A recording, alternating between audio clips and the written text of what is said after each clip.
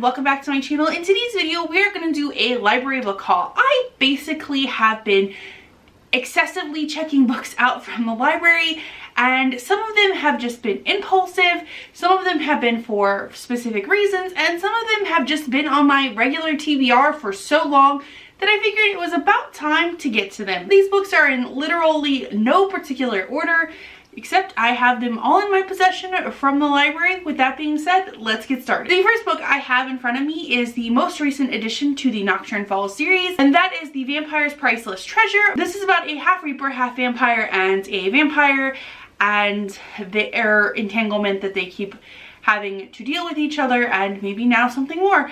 And I'm interested in how this plays out, especially since I have seen both of these characters in other works, and I'm looking forward to seeing these characters more in this one. Next I have Ink and Bone, which is a 2020 debut. This is about magic tattoos, and I heard that this one is queer in some way, shape, or form, and I am excited to see how both of those things play out in this story. I also have checked out all 4 of the original 4 novellas in the Murderbot Diaries series, which is about an AI, and I have been trying to read more sci-fi, so I figured this one has been popular, and this is an entire series, and they're very short, and they're about the size of a standard sci-fi books with all 4 of them, so I figured I'd check them out, and they are All Systems Red, Artificial Condition, Rogue Protocol, and Exit Strategy for the entire series. Next, I've checked out Certain Dark Things.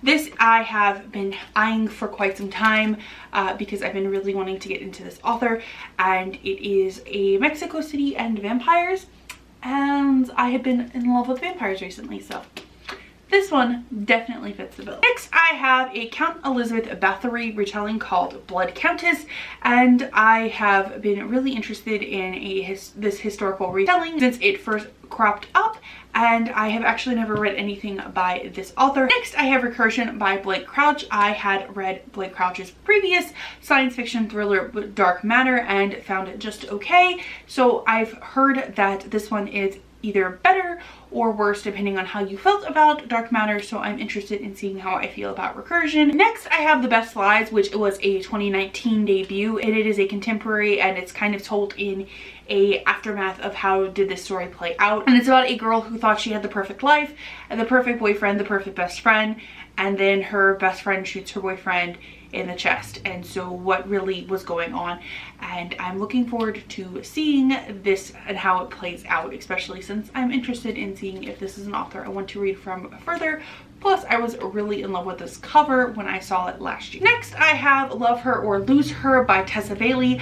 I have been interested in seeing how this one continues on. I had enjoyed Fix Her Up enough last year, and it was one of the few Tessa Baileys that I had enjoyed. However, like I said at one point when I had been reading a couple, that her premises are either hit or miss for me, and her books are pretty hit or miss for me. So I figured I would go ahead and just check this one out from the library since I saw it was there. So this one is about a married couple who are having some issues, and that the only time that they really seem to communicate is in bed. Next, I have The Nocturnal Brain, Nightmares, Neuroscience, and the Secret World of Sleep.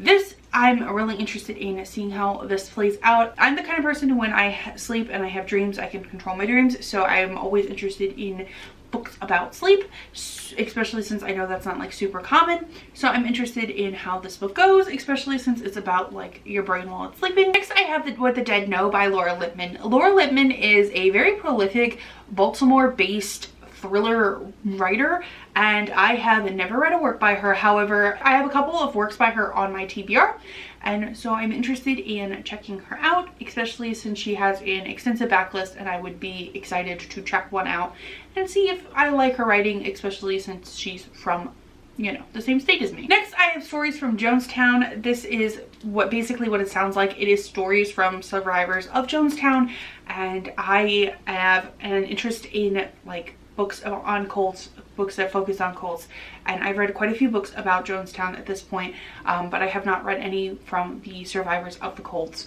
perspectives, and I need to remedy that, especially since I have become kind of well versed in this topic. So I want to remedy this by reading this book. Next, I checked out E.K. Johnston's Queen's Shadow. This is a Padme book, and it's Star Wars based, and I've been really enjoying the Star Wars science fiction books that I've been reading, and my friend RC said he really liked this one, so I figured I'd check it out. Next, I have Tweet Cute about the children of two rival pizza shops who get into a Twitter beef. I've heard really good things about this one, and it's one of the contemporaries that I've been really looking forward to this year, and it's also a debut from this year, so I'm really anticipating getting into this one. Next, I have a random one, which is Hollywood Monster. This is Robert Englund's A Walk Down Elm Street with the Man of Your Dreams. Basically, it's supposed to talk about Robert Englund and Freddy Krueger, and I'm looking forward to it. I literally found this one while on a horror movie checking out binge, so I figured I would just share this one. Next, I have To Be Taught If Fortunate, which is the newest Becky Chambers, and it is a short novella.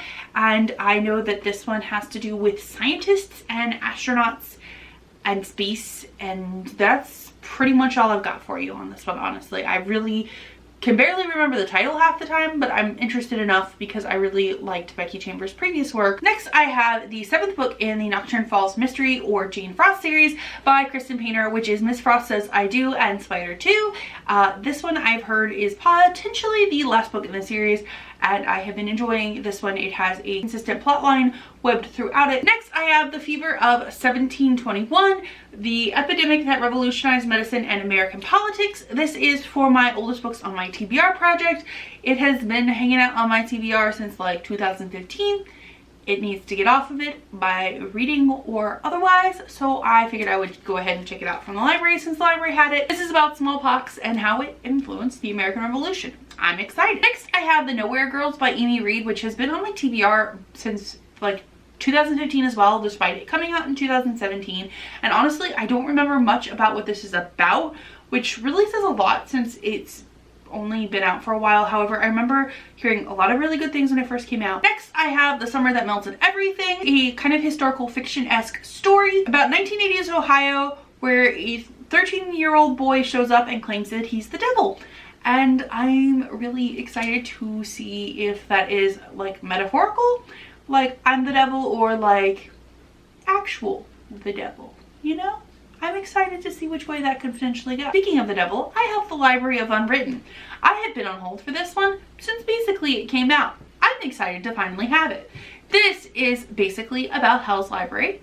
I'm excited. I didn't need to know more, but I wanted to read it so bad. Next, I have A Memory Called Empire, which is about an ambassador whose predecessor has been murdered and her connection home has gone silent. Like I said, trying to get into more science fiction. And lastly, I have The Unspoken Name, which I've heard is queer. Even more of a selling point for me than it being queer, because like that's always a selling point for me, is that it follows an orc priestess trying to become an assassin for the sorcerer who saved her.